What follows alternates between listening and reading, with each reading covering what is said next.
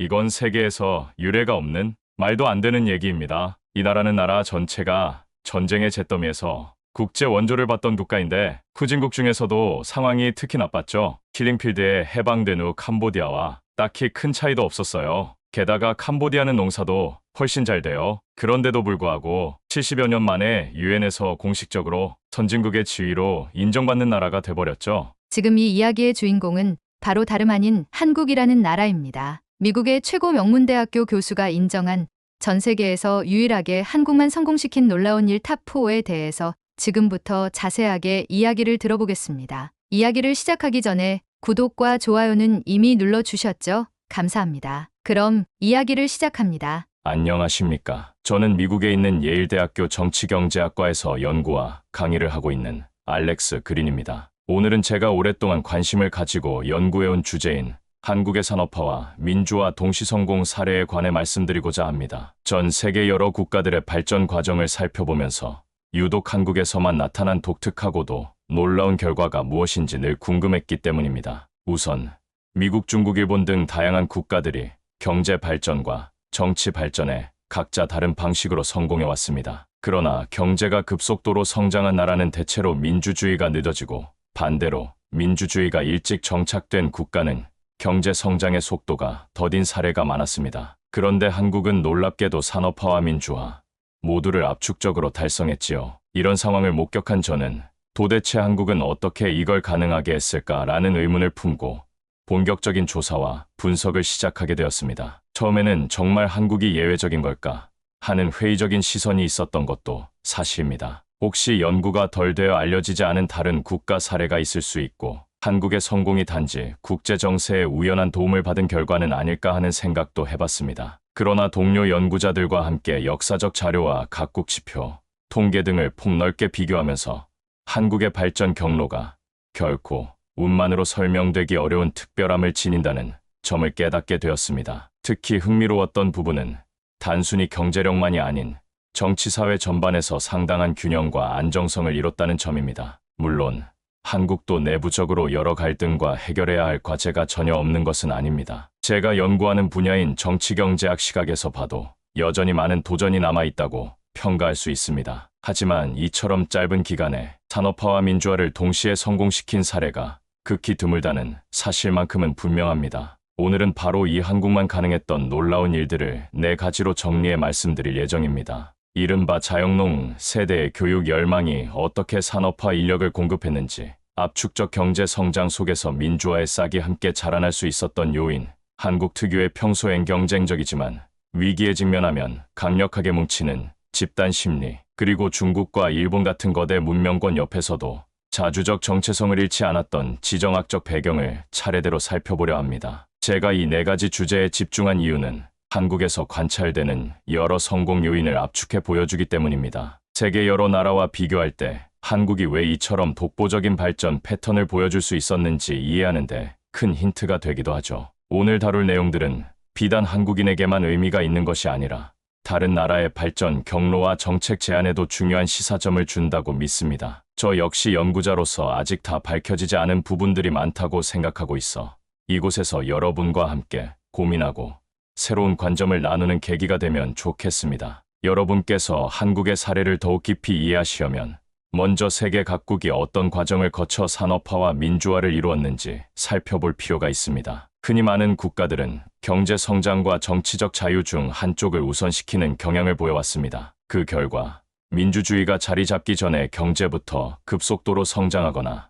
혹은 정치적 제도를 먼저 다진 뒤에 점진적으로 산업화를 추진하는 사례가 역사적으로 많았습니다. 대표적으로 미국을 살펴볼 수 있습니다. 미국은 건국 초기부터 비교적 민주주의 전통이 자리 잡았지만 19세기 내내 지역 간 경제 구조 차이로 인해 잦은 내부 갈등을 겪었고 산업화도 점진적으로 진행되었습니다. 남북전쟁과 대공황, 세계대전 등을 겪으면서 강력한 경제 대국으로 성장했으나 이 과정에서 민주주의 체제를 유지보완하는 데 상당한 시간이 들었습니다. 겉보기에는 경제 발전과 민주주의가 나란히 가는 듯 보이지만 실제로는 오랜 역사적 누적을 통해 가능해진 결과라고 할 수 있습니다. 중국을 보면 전혀 다른 양상이 나타납니다. 중국은 1970년대 말부터 개혁개방 정책을 펼치면서 매우 빠른 속도로 산업화를 이루었습니다. 대규모 인구를 활용한 제조업 경쟁력과 국가 주도 정책이 맞물려 세계 공장 역할을 하게 되었고, 이 덕분에 경제 지표가 급상승했습니다. 그러나 한편으로는 정치적 자유나 다원적 의사 결정이 충분히 보장되었다고 보기는 어렵습니다. 즉, 경제 성장은 폭발적이지만 민주주의 수준은 여전히 제한적인 상태입니다. 이와 같은 권위주의적 발전 모델은 한국처럼 민주화와 산업화가 동시에 이루어진 사례와는 근본적으로 다릅니다. 러시아를 포함한 공산권 국가들도 마찬가지로 국가 주도하에 군수산업과 특정 산업 분야를 급속히 키웠지만 정치적 자유가 억압되었습니다. 이들은 강제 동원과 계획 경제를 통해 일정 기간 동안 경제적 성장을 달성했으나 민주주의 발전과는 크게 괴리된 체제가 유지되었지요. 결국 공산권 붕괴 이후 민주화가 시도된 지역도 있으나 불안정한 과도기를 겪는 사례가 많습니다. 이는 강력한 경제 성장과 자유로운 정치 체제가 동시에 자리 잡기 얼마나 어려운 일인지를 보여주는 대표적인 예입니다. 일본은 산업화를 비교적 일찍 이룬 동아시아 국가로서 군국주의 시대를 거친 뒤 패전국이 된 이후에야 본격적으로 민주주의 제도를 외부로부터 도입하게 되었습니다. 이로 인해 특정 정치 세력이 오랫동안 정권을 유지해도 국민들이 큰 위기감을 느끼지 않는 상황이 이어졌고, 그 결과 민주적 참여와 시민의식이 충분히 성숙하지 않았다는 내적 비판도 있습니다. 동남아나 남아시아를 살펴보면 인도는 세계에서 가장 큰 민주주의 국가로 꼽힐 만큼 정치적 자유를 일찍부터 갖추었지만 그와 비례하는 수준의 경제 발전 속도를 내기는 어려웠습니다. 광활한 영토와 다양한 종교 언어 집단이 공존하는 과정에서 민주주의를 지키기 위한 제도 설계나 사회 조정이 우선되다 보니 산업화 정책을 효율적으로 추진하기가 쉽지 않았다는 지적도 있습니다. 또한 태국, 필리핀 등지에서는 반복적인 쿠데타와 군부 정권이 등장하여 민주주의와 경제 발전이 안정적으로 정착되지 못했습니다. 이처럼 다양한 국가들을 살펴보면 산업화와 민주주의를 각각 완수하기도 쉽지 않은 일입니다. 한 나라가 짧은 기간 안에 이 두 가지 목표를 동시에 달성하려면 국제 정세나 자원, 인적 자본, 문화적 특성 등 여러 요소가 매우 유리하게 결합되어야 합니다. 실제로 이런 복합 조건이 충족된 사례는 드뭅니다. 그렇다면 짧은 기간에 빠른 경제 성장과 정치적 자유를 동시에 달성한 한국은 어떻게 설명해야 할까요? 앞서 살펴본 예들과 달리 한국은 폐허가 된 전쟁 직후에도 고속 성장을 이어갔으며, 민주화 운동 역시 폭넓은 시민의 동력을 기반으로 짧은 시간에 폭발적으로 전개되었습니다. 이것을 단순히 시기적 운으로 치부하기에는 여러 문화적 구조적 특수성이 복합적으로 작용한 것으로 보입니다. 한국이 산업화와 민주화를 동시에 달성할 수 있었던 배경에는 오랜 세월에 걸쳐 형성된 특수한 역사문화적 토대가 자리 잡고 있습니다. 이 토대는 단순히 외부 지원이나 특정 정권의 정책만으로 설명하기에는 부족할 정도로 사회 전반에 깊이 뿌리를 내리고 있습니다. 먼저 한반도의 지정학적 위치를 언급하지 않을 수 없습니다. 한국은 동아시아 대륙의 변방에 위치하면서도 중국, 일본 등 강대국 사이에서 수많은 외세 침략과 도전을 겪었습니다. 이를 통해 사람들은 살아남기 위해서는 스스로를 지켜야 한다는 집단적 의식을 점차 강화해왔습니다. 이러한 역사적 경험은 평소에는 경쟁적일지라도 재난이나 전쟁 등 국가적 위기 상황에서는 공동체적으로 단합하는 문화를 낳았지요. 또한 조선시대부터 이어진 유교 전통은 한국인의 교육열과 가족 중심 사고에 큰 영향을 미쳤습니다. 관직 시험을 통해 신분 상승이 가능했던 과거 제도는 시간이 흘러 일제강점기와 해방 이후까지도 학업을 통한 성공이라는 인식을 사회 곳곳에 스며들게 했습니다. 이는 국가적으로 어려운 상황에서도 부모가 자녀 교육에 과감히 투자하게 되는 원동력이 되었고, 훗날 고학력 인재층이 산업화와 민주화를 이끌어가는 밑거름이 되었습니다. 일제강점기의 경험은 한반도 사람들이 또 한 번 극심한 시련을 겪는 시기였습니다. 식민 통치를 통해 경제적 문화적 주권을 빼앗긴 상황에서도 한국인들은 집단적 저항과 독립운동을 전개하며 민족 정체성을 지키려 했습니다. 이때 형성된 우리가 뭉쳐야 살아남는다라는 공감대는 해방 이후 국가 재건 과정에서도 중요한 역할을 했습니다. 비록 광복 직후에는 남북 분단과 한국전쟁이라는 대규모 파국을 겪었지만 전쟁의 폐허 위에서도 더 이상 뒤처질 수 없다는 절박한 심리와 우리만의 힘으로 일어서야 한다는 의지가 결합되어 급속한 재건과 경제 성장을 추진하는 원동력이 되었습니다. 특히 해방 직후 실시된 농지개혁은 한국 사회의 경제사회 구조를 근본적으로 바꿔놓은 결정적 사건이었습니다. 소작농 비율이 높았던 시절, 대다수 농민들은 지주에게 수탈당하며 생계유지가 어려웠습니다. 하지만 농지개혁을 통해 토지를 직접 소유하게 되면서 이제 농민들은 정당한 소득을 확보하고 그 일부를 자녀 교육에 쏟아부을 수 있었습니다. 이러한 투자로 자란 세대가 훗날 산업화 인력으로 활약하고 시민의식도 더욱 높은 수준으로 끌어올린 것입니다. 아울러 한국의 사회문화적 유연성도 주목할 만합니다. 과거에는 유교적 질서가 엄격했지만 전쟁과 급변하는 국제환경 속에서 서구식 제도와 사상도 적극적으로 받아들였고 이를 재해석해 한국적 방식으로 흡수했습니다. 가령 권위주의 정부 시절에는 강력한 국책 사업을 추진하면서도 동시에 시민사회 내에서는 민주주의를 요구하는 목소리가 꾸준히 커져갔습니다. 이처럼 이중적이고 복합적인 움직임은 나중에 민주화 운동으로 폭발적인 결실을 맺었지요. 정리하자면 한국의 역사문화적 토대는 잦은 외세 침략과 지리적 특수성에 기인한 강한 생존의식, 유교 전통이 만들어낸 교육열과 가족 중심 사고, 일제강점기와 전쟁을 통해 형성된 집단 결속과 민족 정체성, 농지개혁을 비롯해 토지사회 구조가 변화하면서 나타난 자녀 세대의 사회적 도야, 외부 문화를 능동적으로 받아들이고 재해석하는 문화적 유연성으로 요약할 수 있습니다. 바로 이러한 맥락이 한국이 훗날 산업화와 민주화라는 두 마리 토끼를 동시에 잡을 수 있었던 기초가 되었다고 해석할 수 있습니다. 이제 이 같은 역사문화적 바탕 위에서 한국에서만 가능했던 놀라운 일타포가 어떠한 모습으로 나타났는지 더 깊이 살펴보도록 하겠습니다. 한국이 압축적 산업화와 민주화를 동시에 이룰 수 있었던 요인 중 하나로 자영농 세대의 탄생을 빼놓을 수 없습니다. 자영농 세대란 해방 이후 농지개혁을 통해 소작농에서 자영농으로 전환한 대다수의 농민층을 일컫는 말입니다. 이들은 이전 시대와 달리 직접 소유한 토지에서 농사를 지으며 자신이 벌어들인 소득을 온전히 사용할 수 있게 되었습니다. 무엇보다 가장 큰 변화는 자녀 교육에 대한 적극적인 투자로 이어졌다는 점입니다. 과거 소작농 시절에는 지주에게 소출을 거의 빼앗기다시피 했기 때문에 교육비 마련이 사실상 불가능했습니다. 하지만 농지개혁을 통해 기본적인 생계가 보장되자 농민들은 더 나은 미래를 위해 자녀들에게 공부할 기회를 물심양면으로 제공했습니다. 이는 한반도 역사상 처음으로 대규모 농민 자제들이 학교 교육을 받을 수 있는 토대를 마련한 것이었습니다. 흥미로운 것은 이렇게 교육받은 자녀 세대가 성장하면서 한국의 산업화를 견인하게 되었다는 사실입니다. 이들 중 상당수는 도시로 진출해 공장 노동자나 기술자로 일하며 나라 전체의 생산력을 끌어올렸습니다. 그뿐 아니라 교육 수준이 높다 보니 이전 세대에 비해 정치사회적 의식도 눈에 띄게 향상되었습니다. 이러한 배경에서 도시 노동자들과 지식인 그룹을 중심으로 민주화 운동이 점차 조직화되고 훗날 민주주의 확립에까지 중요한 역할을 담당합니다. 이처럼 자영농 세대의 등장은 한국 사회 전반에 상당한 파급 효과를 가져왔습니다. 단순히 소작농이 사라지고 농민들이 안정적인 생활을 누리게 되었을 뿐 아니라 자녀 세대가 노동력 교육 수준 시민의식을 동시에 갖추며 국가 발전의 핵심 인력으로 부상한 것입니다. 일부 학자들은 이를 지방 농민의 도시 이동에 그치지 않는 경제사회 정치적 대전환이라고 평가합니다. 또 다른 측면에서 보면 자영농 세대가 경험한 내 힘으로 번 돈을 자식에게 투자한다는 행위는 한국 특유의 가족 중심 문화와 맞물려 훨씬 강력한 동력이 되었습니다. 부모가 자신을 희생해서라도 자녀에게 최대한 많은 기회를 주려 하는 태도는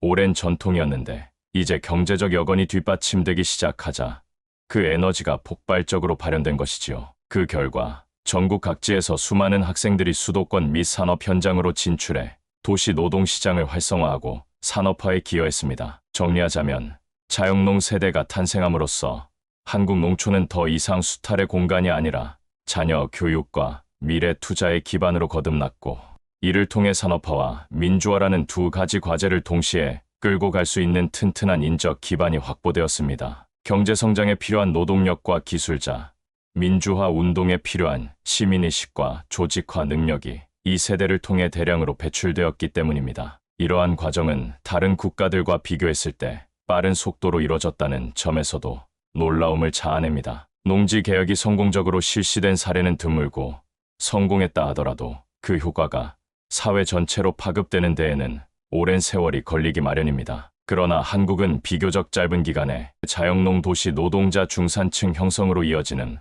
발전 경로를 달성하며 훗날 산업화와 민주화 동시 성공이라는 결실을 맺게 되었습니다. 한국이 세계적으로 주목받는 이유 중 하나는 경제성장과 민주주의를 거의 동시에 달성했다는 점에 있습니다. 보통은 어느 한쪽이 먼저 진행되다가 후에 다른 한쪽이 따라오는 형태가 일반적입니다. 예를 들어 많은 국가들이 먼저 권위주의 정권 아래서 경제성장을 이루고 그 뒤에야 민주화를 시도하거나 반대로 일찍 민주제도를 갖추고 나서야 경제적 발전을 본격화하기도 합니다. 그러나 한국은 이 둘이 상대적으로 짧은 시차를 두고 겹쳐 진행되었습니다. 그 시작점은 1960년대와 1970년대 정부 주도의 고도 성장 정책이었습니다. 당시 정권은 수출 산업을 집중 육성하며 공업화와 도시화를 추진했지요. 덕분에 한국의 1인당 국민소득은 빠른 속도로 증가했지만 정치적으로는 권위주의 체제가 공고해졌습니다. 국민들은 경제 발전의 성과를 피부로 느끼면서도 동시에 정치적 자유의 제약을 실감하게 되었습니다. 흥미로운 점은 산업화 과정에서 새롭게 형성된 노동자, 중산층 집단이 민주화 운동의 토대를 마련했다는 사실입니다. 소득이 늘어남에 따라 교육 기회가 확대되었고 도시에 몰려든 이들이 노동조합이나 학생운동을 통해 의견을 표출하기 시작했습니다. 이에 더해 국제사회 역시 민주주의 확산 추세를 보이던 시기였고 한국에 유입된 외신 보도나 해외 유학파 등을 통해 민주주의에 대한 담론이 점차 국내에 퍼져나갔습니다. 이처럼 경제성장으로 인한 사회적 역동성이 고조되면서 시민들은 더는 권위주의 정권의 통제를 일방적으로 받아들이지 않았습니다. 노동계는 노동환경 개선을, 학생 지식인 그룹은 언론 사상의 자유를 요구했으며 시민층 전반에선 선거의 공정성을 비롯해 민주적 제도를 갖춰야 한다는 요구가 폭넓게 제기되었습니다. 권위주의 정부가 이를 억압하려 할수록 국내외적인 비판과 저항은 더욱 거세졌습니다. 1980년대에 접어들면서 이러한 민주화 움직임은 압축적으로 성장한 경제가 초래한 사회적 갈등과 맞물려 본격적으로 분출되었습니다. 기업 활동이 활발해지고 국민소득이 상승했음에도 정권의 강경 대응이나 부정부패 문제에 대한 불만이 커지면서 대규모 시위와 운동이 전국적으로 확산된 것이지요. 결국 정부는 국민적 저항과 국제사회의 시선을 외면하기 어려운 상황에 이르렀고 이는 정치적 개혁을 수용하는 결과로 이어졌습니다. 이 과정을 통해 한국은 1987년 대통령 직선제 개헌을 이뤄내고 이후 비교적 짧은 기간 내에 민주화 체제를 안착시키게 됩니다. 물론 완벽한 민주주의라고 단언하기에는 여전히 해결해야 할 과제들이 있습니다. 그렇지만 권위주의 체제에서 발전된 경제를 누리던 시민들이 민주주의를 동시에 쟁취한 사례 자체는 세계적으로 매우 독특합니다. 흔히 개발 독재로 불리는 권위주의적 성장 모델을 채택했음에도 결실이 완전히 제도화되기 전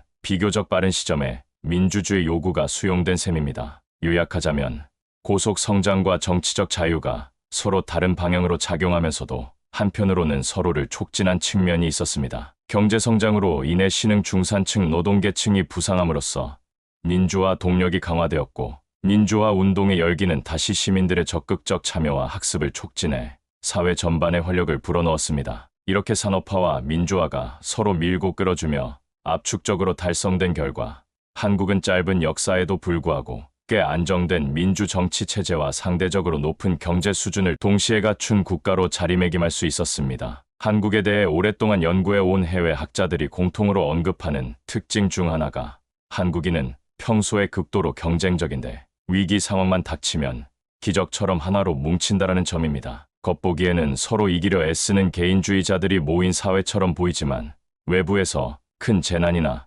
국가적 위협이 발생하면 마치 스위치가 켜진 듯 놀라운 결속력을 발휘한다는 것이지요. 이러한 이중성은 역사적 문화적 배경 속에서 형성된 것으로 해석할 수 있습니다. 한국은 지정학적으로 강대국 사이에 놓여 끊임없는 침략 위협에 시달렸고 20세기에만 해도 식민 통치와 전쟁을 겪었습니다. 생존 자체가 위태로웠던 환경에서는 어떻게든 살아남기 위해 서로 뭉쳐야 한다는 집단의식이 강해질 수밖에 없었습니다. 반면 안정기가 찾아오면 개인의 성취를 통해 더 나은 삶을 영위하고자 하는 욕구가 앞서면서 경쟁적 태도가 부각되기도 합니다. 이처럼 경쟁과 결속이 교차하는 문화는 현대사 곳곳에서 목격할 수 있습니다. 예를 들어 1997년 외환위기 당시 진행된 금 모으기 운동은 수많은 시민이 개인적인 보물을 내놓아 국가 부도를 막고자 했던 사례로 해외 언론마저 이런 일이 과연 가능한가라며 경탄을 금치 못했습니다. 마찬가지로 태안기름 유출 사고나 코로나19 초기의 방역협조 또한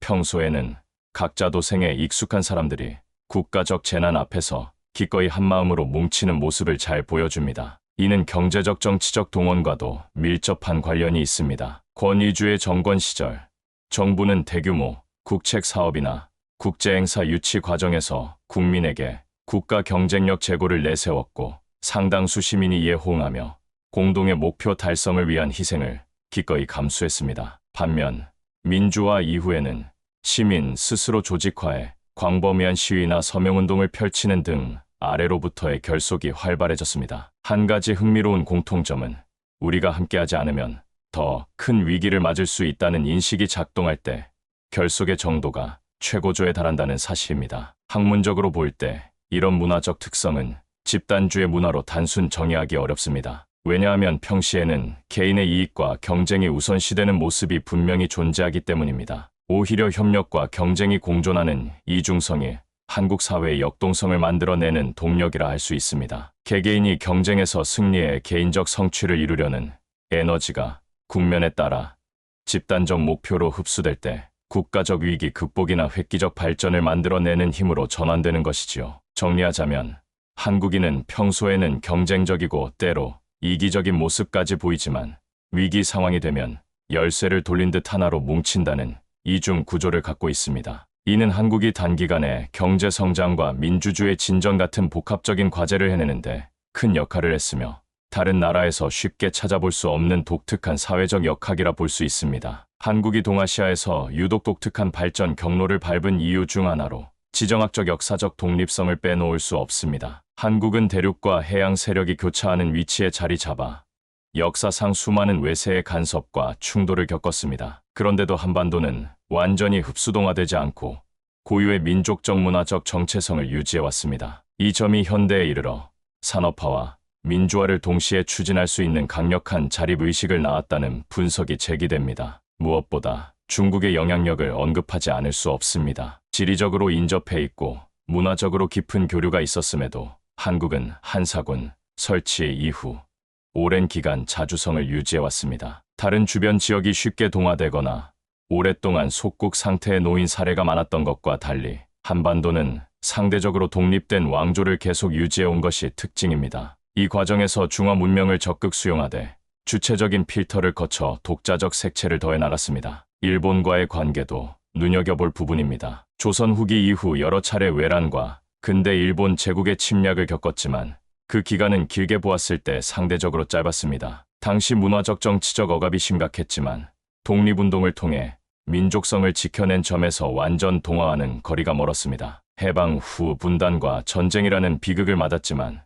이 역시 한국인의 강한 생존 의식과 민족 정체성을 더욱 공고히 하는 계기가 되었습니다. 이처럼 주변 강대국과의 대립교류 속에서 독자적 길을 모색해 온 역사는 현대사에서도 중요한 함의를 지닙니다. 대외적으로는 자립자주를 우선하는 태도가 대내적으로는 민족 공동체에 대한 깊은 신뢰와 결속을 형성해 왔기 때문입니다. 앞서 언급한 집단 결속력, 자영농을 통한 교육 투자, 압축적 산업화와 민주화 같은 발전 전략 역시 결국 남에게 주도권을 빼앗길 수 없다는 한국인 특유의 의식이 뒷받침해 준 결과라고 볼 수 있습니다. 또한 지정학적 난관을 극복하기 위해 스스로 적응하고 변화해 온 모습은 문화적 유연성과도 이어집니다. 한반도는 수천 년간 대륙 세력과 해양 세력이 교차하는 요충지였기에 외부 문물을 끊임없이 흡수해야 했습니다. 그러나 이를 수동적으로 받아들이기만 한 것이 아니라 고유의 정치문화 체계와 융합하여 독자적으로 발전시켰습니다. 현대에 들어서는 서구식 민주주의 제도를 도입하면서도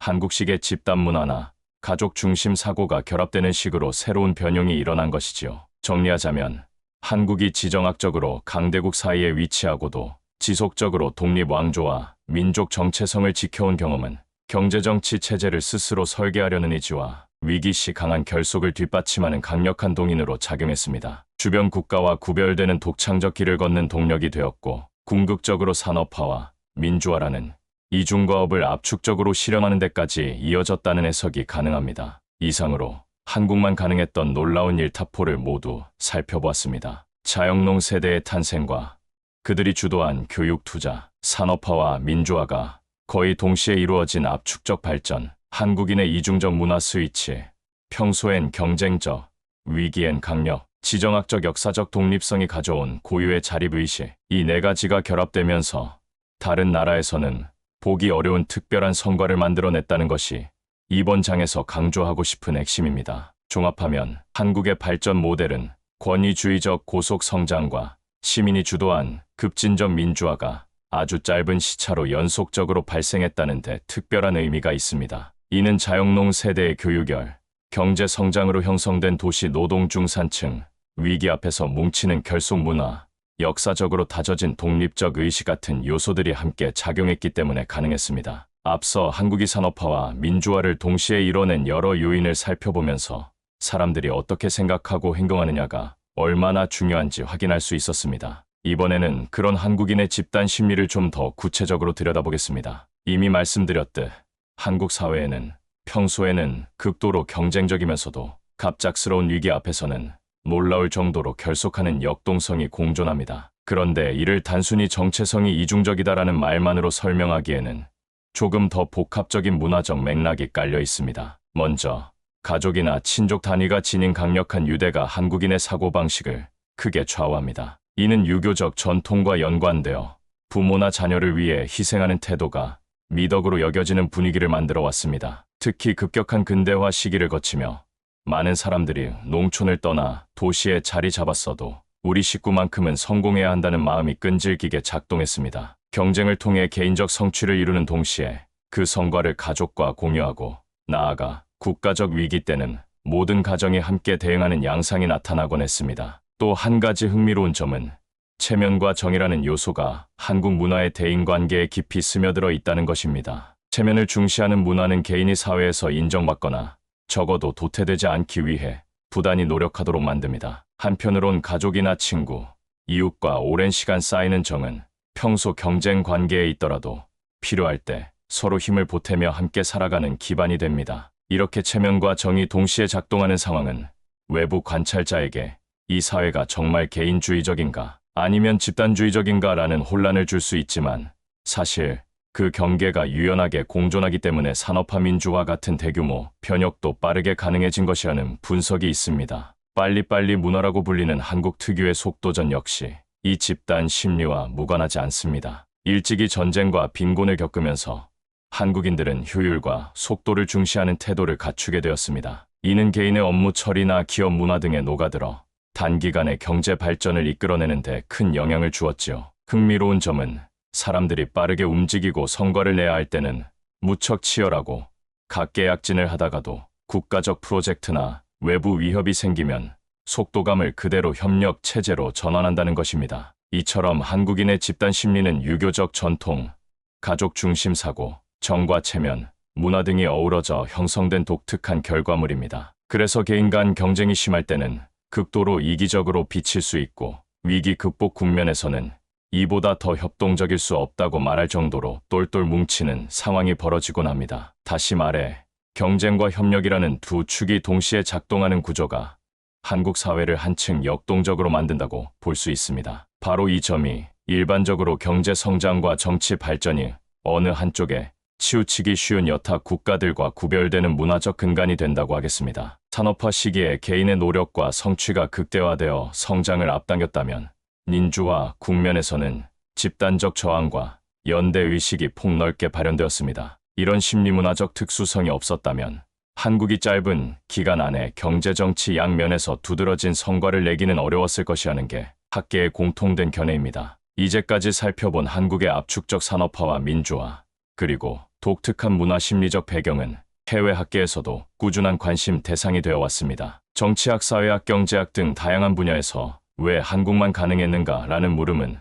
흥미로운 연구 과제로 여겨지고 있으며 최근에는 비교정치학이나 개발경제학 교과서에서도 한국 사례를 주요하게 다루곤 합니다. 외부 압력과 국내 요구가 결합되어 권위주의에서 벗어날 수 있었던 결정적 계기는 무엇인가 등이 계속해서 논의되고 있습니다. 이 같은 한국 사례는 한 나라의 발전을 더 다차원적으로 이해해야 한다는 교훈을 주며 후발 국가들에게도 다양한 정책 제도적 아이디어를 제공해 줄 수 있다고 평가받습니다. 지금까지 한국이 어떻게 산업화와 민주화를 동시에 달성하게 되었는지, 그리고 그 배경과 문화적 특수성, 해외 학계의 평가 등을 간략히 살펴보았습니다. 결론적으로 한국의 발전 사례는 단순한 성장 민주화 혹은 민주화 성장 같은 직선적 도식으로 설명하기 어려울 만큼 다층적인 역사, 문화, 정치, 경제 요인이 서로 맞물려 이뤄낸 결과라고 할 수 있습니다. 시간이 흐를수록 한국 사회가 더 성숙해지고 다양해지는 과정에서 어떤 새로운 과제들이 부상하고 있는지도 함께 살펴볼 필요가 있습니다. 가령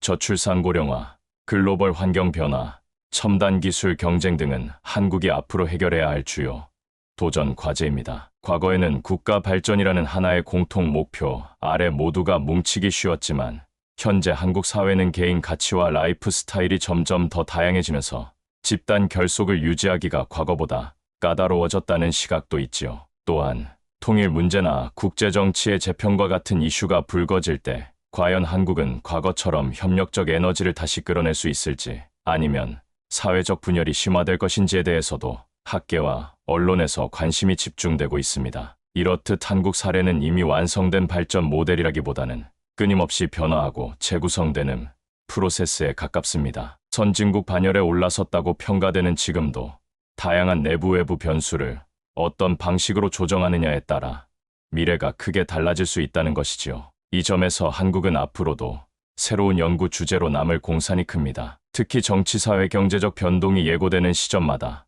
다른 나라들과는 또 다른 양상으로 한국만의 방식을 보여줄 수도 있기 때문입니다. 최종적으로 한국의 산업화 민주화 동시 성공은 세계 각국에 정말 불가능하다고 여겨진 목표도 여러 요인이 복합적으로 작용하면 단기간에 달성할 수 있다는 희망 섞인 메시지를 전해줍니다. 동시에 과거에 거둔 성취만 믿고 안주하기엔 새롭게 대두되는 문제들이 만만치 않다는 점도 시사합니다. 한국이 걸어온 길과 앞으로 마주하게 될 도전을 함께 고민해 보신다면 좋겠습니다. 오늘 준비한 내용은 여기까지입니다. 한국을 연구하는 한 사람으로서 이 독특한 국가 사례가 다른 사회와 학계, 그리고 정책 담당자들에게 조금이라도 의미 있는 통찰을 제공할 수 있기를 바랍니다. 감사합니다. 오늘도 끝까지 시청해 주셔서 정말 감사합니다. 오늘은 예일대학교의 알렉스 그린 교수님이 들려주신 한국의 산업화 민주화 동시 발전 스토리를 살펴보았는데요. 압축 성장과 시민주도로 이룬 민주주의, 그리고 한국 특유의 문화와 역사적 배경까지 여러모로 흥미로운 이야기들이 많았습니다. 오늘 영상이 조금이라도 유익하셨다면 좋아요와 구독으로 함께해 주시면 감사하겠습니다. 여러분의 다양한 의견이나 질문이 있으시면 언제든 댓글로 남겨주세요. 그럼 다음 영상에서 다시 뵙겠습니다. 감사합니다.